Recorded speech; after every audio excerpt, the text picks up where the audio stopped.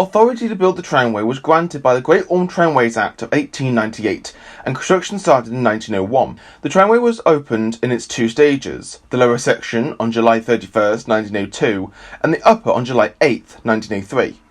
The original powerhouse at the halfway station between the lower and upper sections was equipped with winding gear powered by steam from coke-fired boilers. Communication between the powerhouse and the tramcars was provided by a telegraph system operating over an overhead wire and trolley poles on the cars.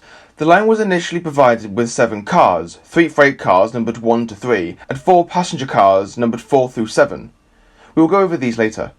The freight cars were for the carriage of goods and parcels, and stipulated in the tramway's original parliamentary order, but were withdrawn from service by 1911.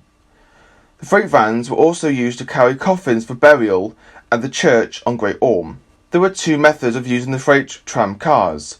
They could be placed on the track ahead of a passenger tram and propelled up the incline, or the cable could be detached from a passenger tram and attached instead to a freight tram, which then operated alone up the incline.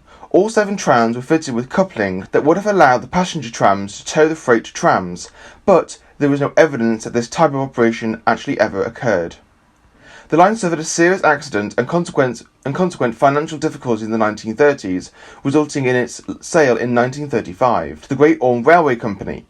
In 1949, Llandudno Urban District Council exercised its power granted by the original Act of Parliament to buy the line.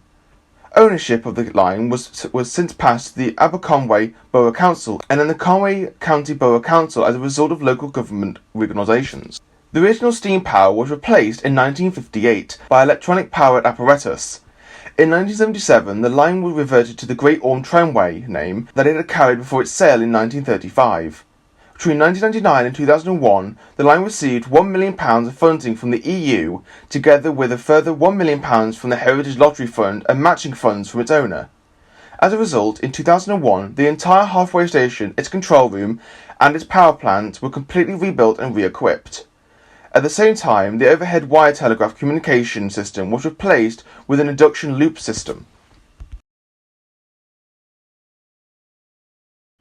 The tramway has 3 main stops, a lower station called Llandudno Victoria, after the hotel that formerly occupied the station site, the aptly named halfway stop, and the Great Orme Summit stop. Passengers must change trams at the halfway stop as the upper and lower funicular sections are physically separate. The 2 sections operate independently with 2 cars on each section. As one car is ascending, the other is descending, and they pass at passing loops in the middle of each section. The lower section is built in or alongside the public road and has gradients as steep as 1 in 3.8. The track throughout this section is laid as grooved rail within the road surface, and the cable lies below the road surface in a conduit between the rails. The bottom half of the section is single track, but above the passing loop it has interlaced double track. By contrast, the upper section is less steep, with a maximum gradient of 1 in 10. The track is laid on sleepers and ballast, and the cable runs between the rails as is normal for most funiculars. The track is single apart from the short double-track passing loop equipped with points actuated by the flanges of the passing cars. The rails are interrupted to accommodate the cable. The Great Orme Tramway has 7 trams, all entering service in 1902. However, they were of 2 different types. 1, 2 and 3 were of a 6-foot, 17-inch 4-wheeled freight tram car design. However, all 3 were withdrawn in or by 1911. The other 4 were of 37-foot bogie passenger tram car design, and they were named after local Welsh Christian saints. Number 4 was named St Tudno, number 5 was named St Cilio, number 6 St Ciriol, and number 7 St Trillo. Numbers 4 to 7 are still operational today.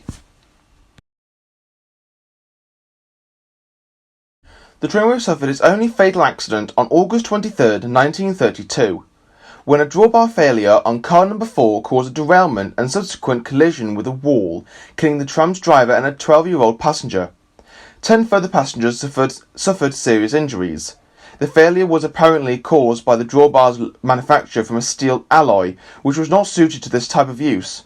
A 1933 report also highlighted the fact that the emergency brakes did not function at the time of the crash. Following the accident, the tramway was closed until 1934, while safety improvements were carried out, and reopened under new ownership after the original company was wound up. On Sunday, April 30th, 2000, on the day of the Llandudno Transport Festival, 37 passengers were injured, with 17 requiring hospital treatment following a head-on collision between trams 6 and 7 on the passing loop of the upper section. The cause of the accident, described as the most serious since the opening in 1902, was initially thought to be a points problem. The investigation by Her Majesty's Railway Inspectorate concluded that the two people responsible for surveying the position of the point did not notice the incorrect position because their training had been inaccurate. You know what I mean. Shortly after midday on September 15th, 2009, two trams on the upper section collided at the passing loop above Halfway Station. No serious injuries were reported, but both the Rail Accident Investigation Branch and the owners and operators, Conway Council Borough Council, launched investigations. The RAIB published their report in 2010. The report concluded that the forces of the wheels in the upper bogie of car 6 could move the point into the wrong position, and this made the lower bogie run on the track of car 7. Wear of the rails and the point's mechanism had allowed this result.